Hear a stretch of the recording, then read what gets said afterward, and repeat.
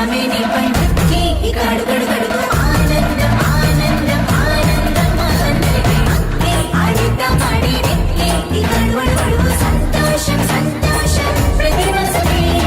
అల్లారు ముద్దు గుమ్మ మా ఇంటి లచ్చమ్మ పిల్లాడి పుత్తడి బొమ్మ ఓణి కట్టిందమ్మా